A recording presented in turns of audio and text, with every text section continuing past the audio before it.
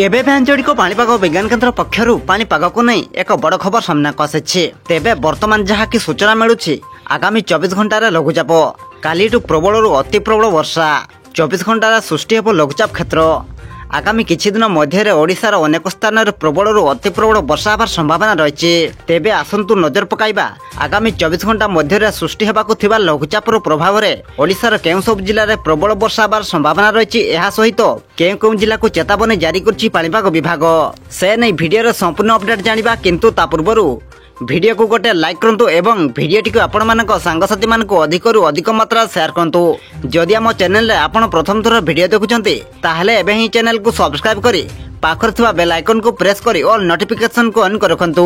एवं आपण को अंचल रे वर्तमान पाणीपाग किपरि अछि एहा सहित आपण माने एही भिडियोटी को केउं जिल्लारू देखुचंती आमको निहाती भाबरे गोटिया कमेंट करी जणांतु। भारतीय पाणीपाग विभाग आईएमडी सोमवार कहिछि जे अगस्त 13 तारिख पाखापाखि उत्तर पश्चिम एवं संलग्न पश्चिम केन्द्रीय बंगोपसागर रे एक लघुचाप क्षेत्र सृष्टि होबार संभावना अछि।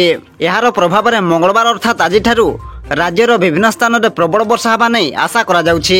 अगस्त 16 तारिख सकाळ पर्यंत विभिन्न अंचल पर ऑरेंज वार्निंग एवं हलदिया सतर्कता जारी करछि आईएमडी। आसंता 24 घंटा मध्य मयूरभंज, केन्दुझर, बालेश्वर, भद्रक, जाजपुर, केन्द्रापड़ा, कटक, जगतसिंहपुर, पुरी, खोर्धा, नयगढ़, गंजाम, गजपति, सोनपुर, बौद्ध, नुआपड़ा, बलांगीर, कलाहांडी, कंधमाल, नवरंगपुर, रायगड़ा, कोरापुट, मालकानगिरी जिलार गोटे किंबा दुईटी स्थान में झड़ वर्षा वज्रपात सहित घंटा प्रति 30 ରୁ 40 किलोमीटर बेगर पवन बहिबार संभावना रही।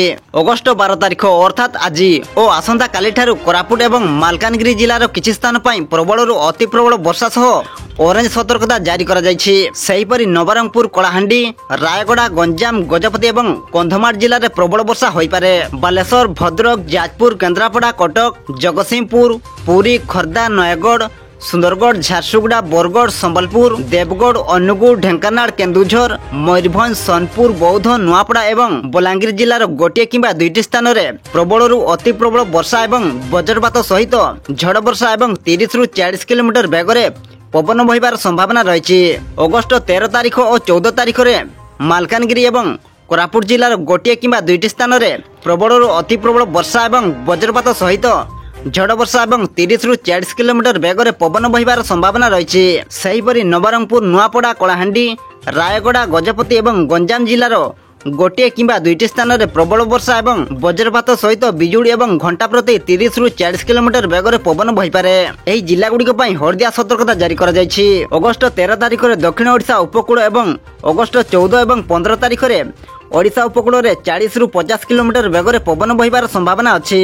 एपटे समुद्र स्थिति अशांत रहिबार संभावना थिबारु फल 13 तारिख ରୁ 14 तारिख पर्यंत दक्षिण ओडिशा उपकूल में समुद्र भितर को न जावाकू मत्स्यजीवी मानक परामर्श दिया जायछि।